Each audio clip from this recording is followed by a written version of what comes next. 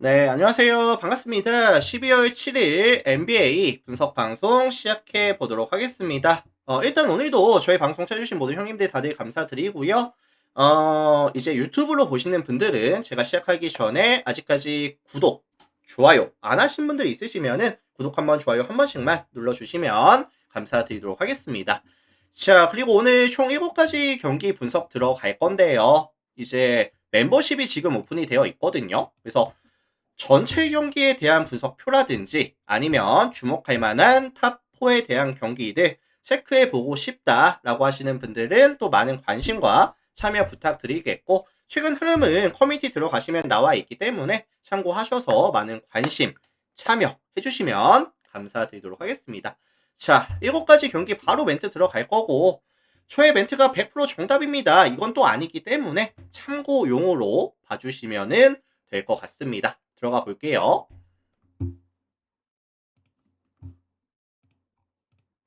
자, 가장 먼저 살펴볼 경기는 브루클린과 이제 뉴올리언즈 경기 먼저 살펴볼 텐데, 감사합니다. 사실 뭐 브루클린도 그렇고 뉴올리언즈도 그렇고 지금 승수가 많이 좀 떨어져 있거든요. 브루클린이 지금 5승 17패, 뉴올리언즈가 지금 현재 3승 20패를 달리고 있는 구간. 원정팀 뉴올리언즈 같은 경우에는 최근 5연패까지 장출 구간이 또 길어지고 있는 상황인데, 가장 큰 문제는 역시나 실점에 대한 억제라고 생각을 해요. 자, 이번 시즌 평균적으로 가져가는 실점이 123.39 실점, 리그 전체 28위 수준에다가 디펜시브 레이팅 역시도 121.9, 리그 전체 29위 수준, 최근 5경기에서는 128.8실점까지 오히려 실점에 대한 비율이 상승하는 구간. 경기력 자체가 조금 아쉽죠. 수비 코트에서의 에너지 레벨 자체가 너무 낮고요. 뭐 컨택 능력 자체도 많이 떨어지는 모습들. 게다가 지금 뭐 머레이라든지 허버트 존스, 풀, 윌리엄슨 이런 친구들이 또 빠져 있다 보니까 이브미 씨도 지금 GTD에 걸려 있는 상황이고 몸 상태가 100%가 아니다 보니까 득점에 대한 지원으로 따라가기도 좀 힘들거든요, 사실.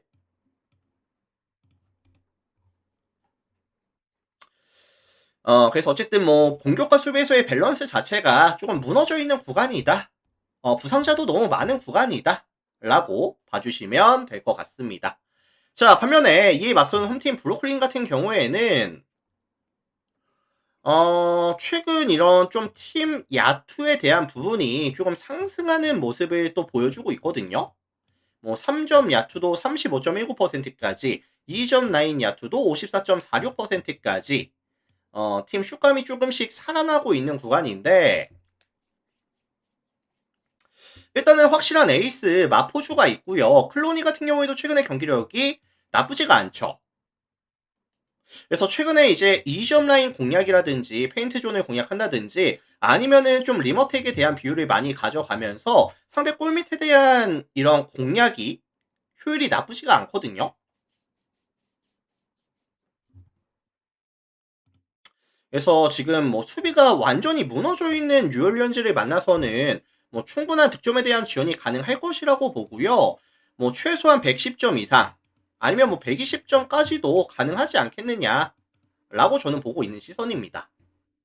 자, 그렇다면은 변수는 없나요? 변수는 뭐가 있을까요?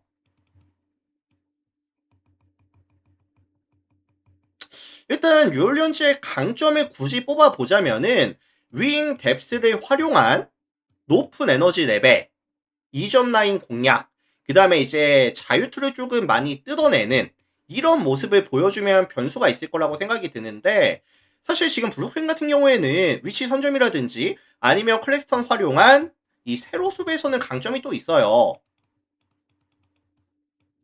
그래서 자유투를 많이 안 주고 있고 골밑에서의 수비 능력이 나쁘지 않은 팀이 브루클린이다 보니까 저는 뭐 크게 변수는 없을 것 같긴 하거든요.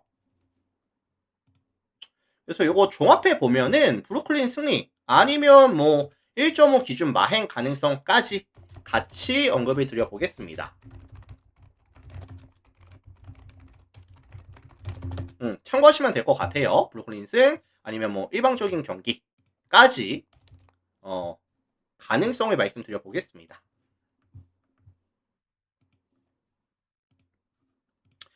자, 다음 경기 워싱턴이랑 애틀란타 경기 보도록 하겠습니다. 워싱턴, 애틀란타. 자, 이 매치업은 뭐 양 팀의 팀 밸류가 좀 느껴지는 매치업이라고 생각을 해요. 워싱턴 같은 경우에는 지금 21번의 경기를 가져가면서 3승 18패, 애틀란타 같은 경우에는 13승 11패. 특히나 이번 시즌 워싱턴 같은 경우에는 공격과 수비에서의 밸런스가 정말 많이 무너져 있는 시즌이다 라는 생각이 많이 드는데, 이번 시즌 평균 득점이 112.19 득점, 실점이 128.14실점씩을 가져가다 보니까 평균 마진이 마이너스 15.95, 리그 전체 압도적인 꼴찌입니다. 그래서 수비 코트에서는 컨택 능력을 전혀 보여주지 못하고 있고요. 에너지 레벨 자체도 너무나도 낮은 상황이고, 공격 코트에서는 너무나도 많은 실책과 함께 팀 전체적인 슛감 자체가 떨어져 있는 구간. 그리고 지금 또 하나의 문제는 뭐 이런 뭐 키스퍼트라든지 트레 존슨, 뭐 사르, 뭐 쿨리발리, 이런 슈터들이 조금 많이 빠져 있는 구간이다 보니까 화력도 점점 떨어지는 추세를 지금 보여주고 있거든요. 뭐 화력도 떨어지고 에너지 레벨도 지금 떨어질 수밖에 없는 상황이고요. 벤치 뎁스가 얇아지다 보니까.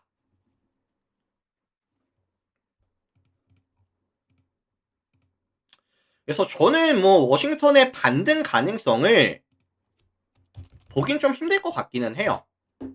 자, 반면에 원정팀 애틀란타 보겠습니다. 오늘 이제 홈에서 덴버와 경기가 있었고요.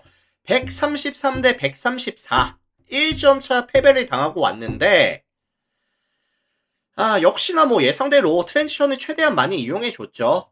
좀 빠르게 포지션을 가져가면서 이제 상대 수비가 정돈이 되기 이전에 트랜지션 상황에서의 높은 성공률 보여줬습니다. 다만 조금 아쉬운 점이라고 한다면은 4쿼터 마무리가 조금 아쉬웠거든요. 뭐 4쿼터 들어갈 때는 9점의 리드를 가져가고 있었지만, 뭐 4쿼터 마진을 마이너스 10을 주면서 1점 차 패배. 조금 아쉬웠죠. 근데 지금 애틀란타가 사실 백투백을 조금 의식하면서 이제 주전 자원들에 대한 출전 시간을 좀 관리해줬거든요.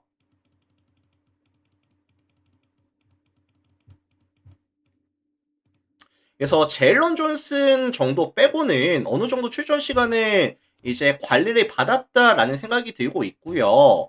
그리고 사실 애틀란타는 뺏는 수비에서의 강점이라든지 스페이싱에 의한 조금 확률 높은 슛을 많이 가져가는 팀이다 보니까 워싱턴의 수비 능력으로는 사실 억제하기가 조금 어려울 겁니다. 그리고 최근에 이런 야투율도 높은 구간에서 유지가 되고 있는 상황이죠.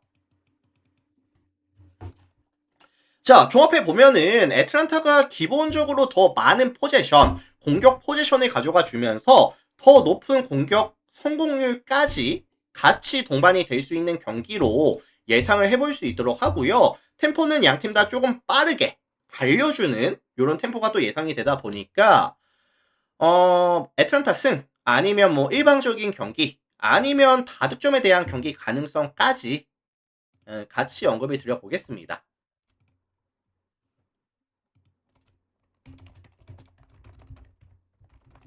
그래서 애틀란타가 사실 최근에 템포를 올리면서 조금 재미를 보고 있는 구간이기 때문에 백투백이라고 사실 템포를 낮출 것 같진 않거든요. 그래서 애틀승, 마헨 237.5, 오바에 대한 가능성까지 같이 봐주시면 될 것 같습니다. 승, 마헨, 오바 가능성. 다음 경기 갈게요.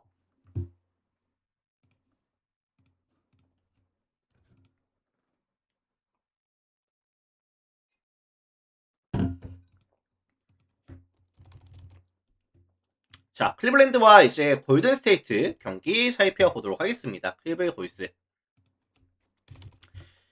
자, 홈팀 클리블랜드가 오늘 샌안토니오와의 경기에서 130대 117, 13점 차 승리를 가져왔는데, 최근 클리블랜드의 전술이 이제 모블리를 5번으로 사용하면서 헌터를 4번으로 활용하면서 약간 스몰 라인업을 많이 이용하고 있거든요. 사실 뭐 강요가 되고 있는 거죠. 뭐 앨런도 빠져있고 레리 랜스 빠져있고 결장자들이 조금 많다 보니까 스몰 라인업이 좀 강요가 되고 있습니다. 그러다 보니까 이제 템포를 조금 빠르게 가져가고 있고요. 이제 미첼과 모블리가 함께하는 2대2 게임은 역시나 효율이 괜찮거든요. 뭐 미드레인지라든지 페인트 존에서 가져가는 득점들 자체가 최근 효율이 괜찮습니다. 그래서 실제로 시즌 평균 대비했을 때 더욱더 많은 2점 라인 시도를 가져가면서 높은 성공률까지 최근에 보장이 되고 있는 구간이고, 골스 같은 경우에도 사실 백코트에서의 수비 능력 자체는 나쁘지는 않은데 이 모블리와 그린의 매치업이라고 한다면은 모블리가 사실 너무 편할 것 같거든요, 공격에서. 자, 그리고 이 골스 같은 경우에는 이번 시즌 또 하나의 문제가 뭐냐면은 홈과 원정에서의 경기 기복. 자, 이번 시즌 홈에서는 총 10번의 경기 가져가면서 7승 3패, 승률 70%. 나쁘지 않죠. 하지만 원정에서 가져간 13번의 경기에서는 4승 9패, 승률이 30.8%까지 많이 떨어집니다. 원정에서는 슛에 대한 이런 에버리지가 좀 떨어지는 점도 문제가 되겠지만 경기에 대한 집중력이 떨어지고요. 실책에 대한 비율이 올라가고요.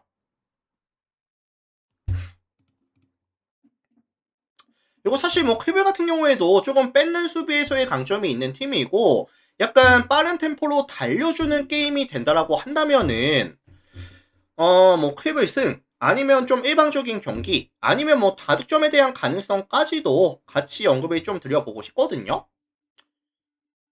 근데 이제 클벨도 사실 뎁스가 좀 얇아져 있는 구간에다가 백투백이라는 점이 좀 거슬린다라고 하신다면은 그냥 뭐 패스라는 뭐 선택지도 있기는 합니다. 어쨌든 가능성에 대해서 말씀을 드리는 거니까 사실 원정에서 가져가는 골스의 경기력이 이번 시즌 정말 안 좋기는 해요. 참고하시면 될 것 같습니다, 형님들. 자, 그렇다면 다음 경기 넘어갈게요. 디트로이트와 미러키 경기 가겠습니다.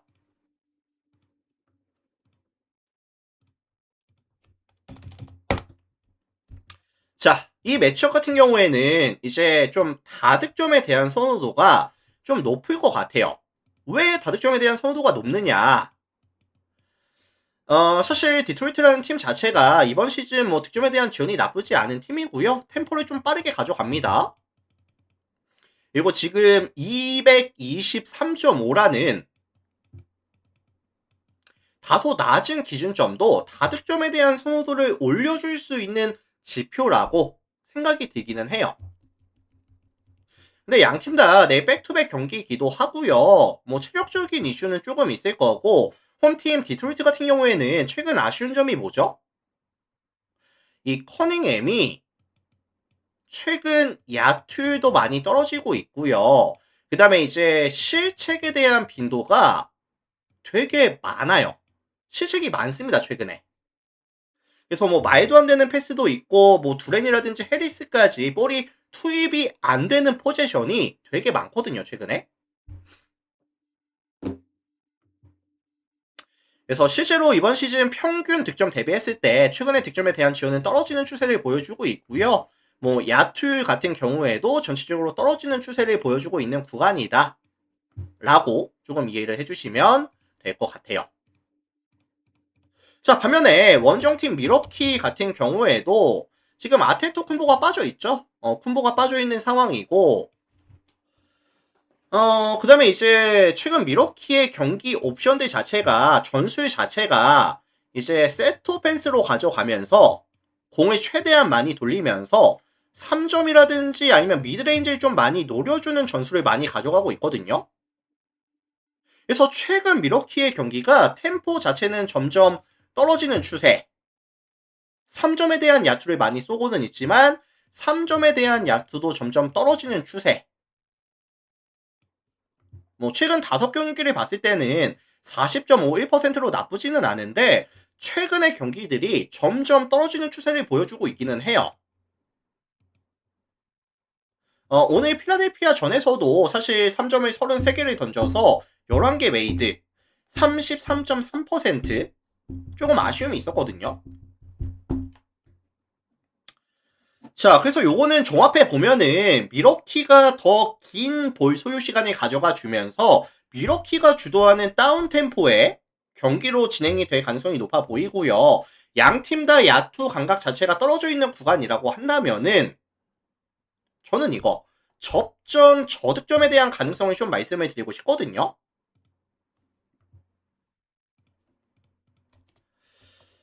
자, 그래서 요거는 이제 223.5 기준 했을 때 언더에 대한 가능성이라든지 아니면은 미러키에 대한 11.5 기준 플랜에 대한 가능성까지 같이 언급을 드려보도록 하겠습니다.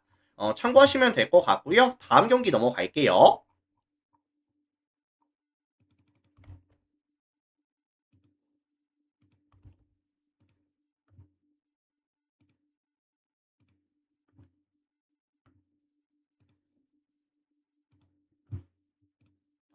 자, 다음 경기는 마이애미와 세크라멘토 경기 살펴보도록 하겠습니다. 마엠 세크. 자, 요거는 이제 아무래도 마이애미에 대한 선호도가 조금 높겠죠. 선호도가 좀 높을 것 같은데 이번 시즌 마이애미가 홈에서 가져가는 경기는 되게 승률이 괜찮았거든요. 홈에서 총 12번의 경기를 가져가면서 10승 2패.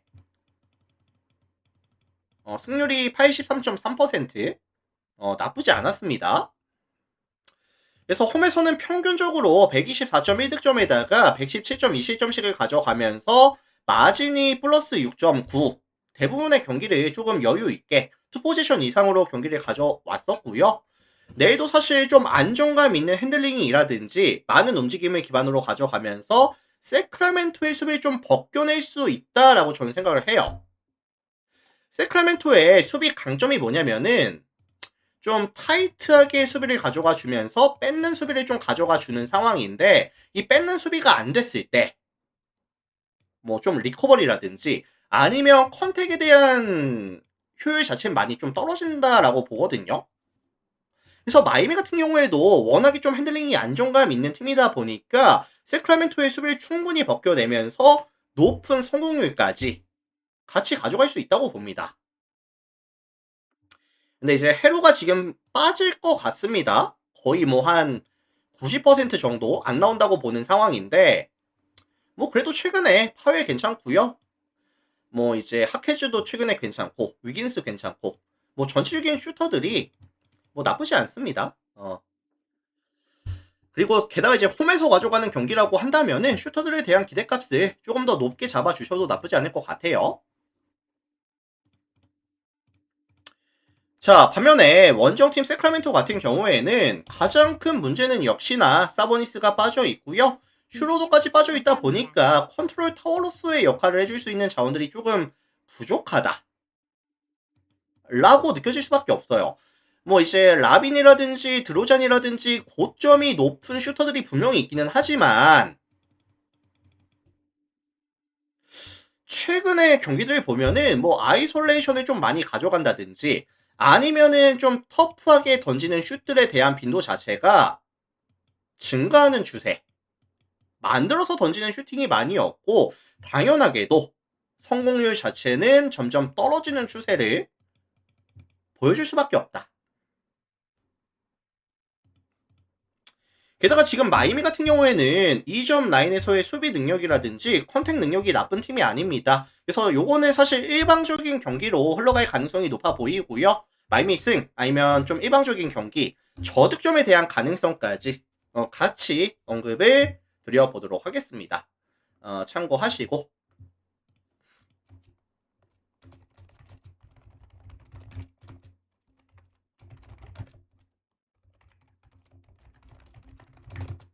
자, 이렇게 보시면 될 것 같고요. 다음 경기 들어갈게요. 미네소타 클리퍼스 경기 보겠습니다.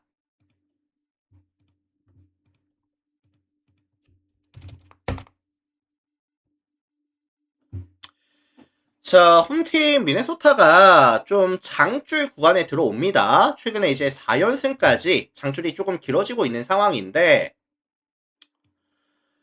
이번 시즌 미네소타가 수비도 괜찮지만 득점에 대한 지원이 정말 좋아졌거든요. 이번 시즌 평균 득점이 120.77 득점, 리그 전체 6위에다가 오펜시브 레이팅 역시도 118.4를 기록하면서 리그 전체 8위. 뭐 확실한 1번이 조금 애매하기는 해요. 뭐 콘니가 거의 안 나오고 있고 디비첸조 많이 나오면서 확실한 1번이 조금 애매하기는 한데 디비첸조, 뭐 에드워즈 아니면 뭐 랜드까지 볼을 조금 많이씩 만져주면서 확실한 좀 공격 기회를 그래도 잘 찾아주고 있습니다. 그리고 최근에 미네소타가 좋은 게 뭐냐면은 스타팅에서는 맥다니엘스, 에드워즈, 뭐 랜드 이런 친구들의 슛감이 괜찮고요. 벤치 구간에 있어서는 나즈 리드라든지 클락이라든지 셰논 같은 이런 슈터들의 슛감이 괜찮다 보니까 최근 5경기 3점 야투가 42.65%, 2점 야투가 54.04%, 전체적인 슛감이 괜찮거든요, 지금.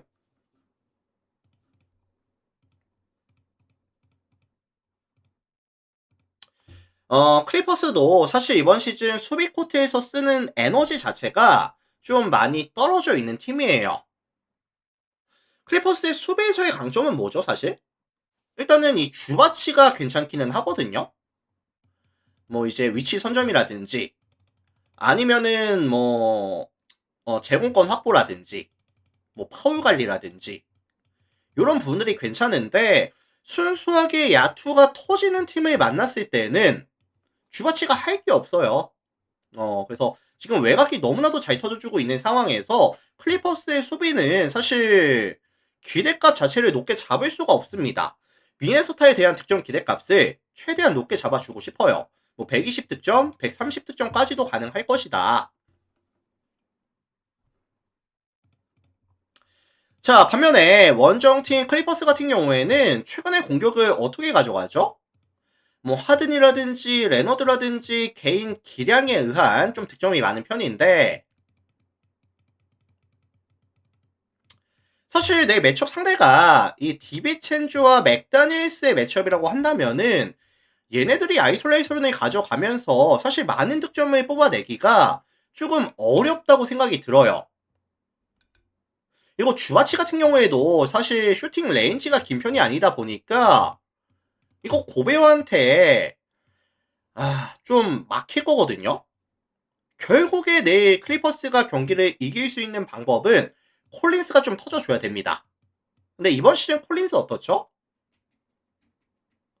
공격 파이 자체도 이번 시즌 많이 줄어들었고요. 효율 자체도 많이 떨어집니다. 그래서 저는 사실 콜린스가 흐름이 괜찮으면 모르겠지만서도 콜린스의 경기력 자체도 많이 떨어져 있는 구간이라고 한다면은 요거는 미네소타 승이라든지 아니면 좀 일방적인 경기에 대한 가능성을 좀 말씀해 드리고 싶거든요. 게다가 클리퍼스는 지금 백투백 원종입니다. 뭐 하든이라든지 레너드에 대한 출전 시간 관리도 안 됐어요.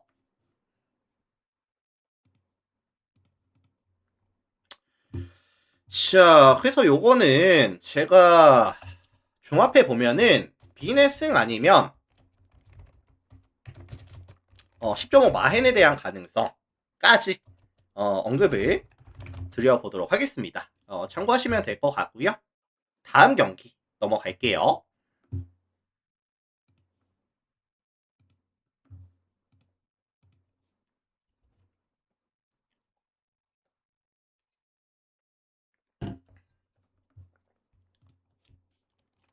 자, 오늘의 마지막 경기 휴스턴과 댈러스 경기, 댈러스와 휴스턴 경기 살펴보고 마무리 지어보도록 하겠습니다.